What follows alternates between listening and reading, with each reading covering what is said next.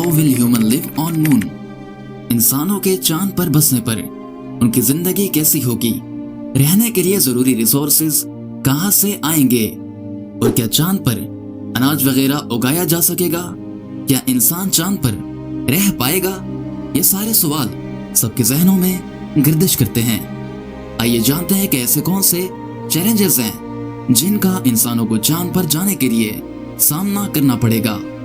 Global warming से पैदा हुए खतरों को देखते हुए चांद पर जिंदगी गुजारने की तलाश तेज हो चुकी है।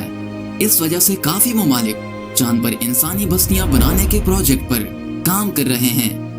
मुमकिन है कि ये ममालिक चांद पर इंसानों की रिहाइश के लिए ठिकाने बनाने में कामयाब हो जाएं, लेकिन जमीन जैसी जिंदगी कहीं और पॉसिबल नहीं हो सकती। यानी अगर हम चांद पर रहना शुरू कर दें तो फिर हमें अपनी सारी आदतें बदलनी होगी।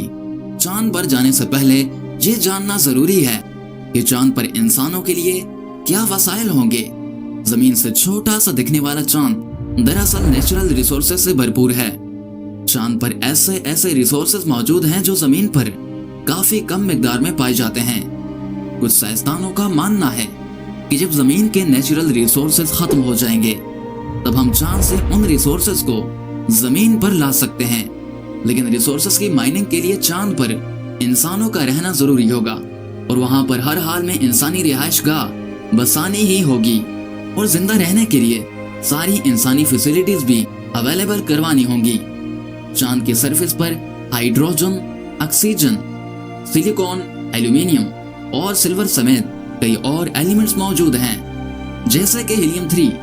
चांद पर ऐसे रेयर एलिमेंट भी काफी अच्छी मिकदार में मौजूद हैं जो डायरेक्ट सनलाइट से आते हैं, पर ऐसे एलिमेंट का एटमॉस्फेयर उसे सरफेस तक आने से रोक लेता है, जबकि चांद पर कोई एटमॉस्फेयर नहीं है।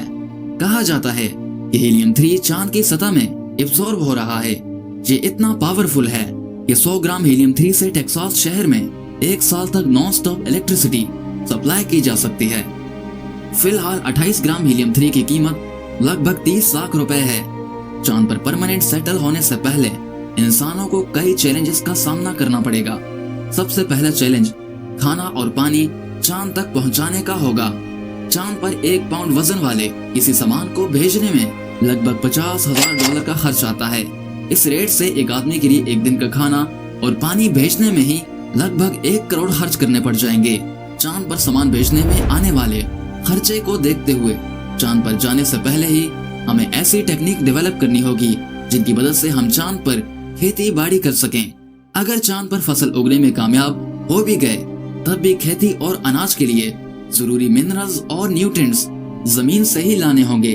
जमीन की मिट्टी और एटमॉस्फेयर में नेचुरल तौर पर carbon, nitrogen, oxygen, hydrogen, potassium और फास्फोरस अच्छी मिकदार में मौजूद हैं, जो फसलों के उगने के लिए इम्पोर्टेंट हैं। चांद पर खेती बाड़ी के लिए इन सब जरूरी केमिकल्स, मिनरल्स और न्यूट्रिएंट्स को यहाँ से चांद पर भेजना होगा। मिनरल्स और न्यूट्रिएंट्स चांद पर भेजने के बाद इस बात की कोई गारंटी नहीं होगी कि उस फसल से अनाज पैदा होगा भी या नहीं। फसलों के लिए मौसम भी काफी ज्यादा जरूरी होता है। हर मौसम के मुताबिक ही खेती की जाती है, जबकि चांद पर तो कोई मौसम है ही नहीं।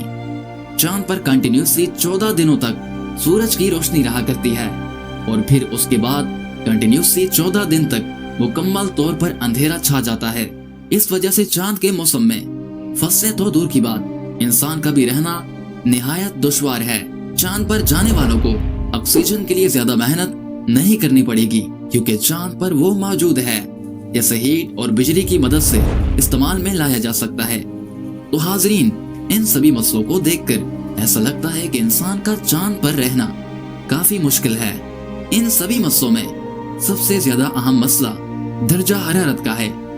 आपको क्या लगता है कि क्या इंसान चांद पर रह सकेगा? कमेंट सेक्शन में अपनी राय का इज़हार कीजिएगा। शुक्रिया।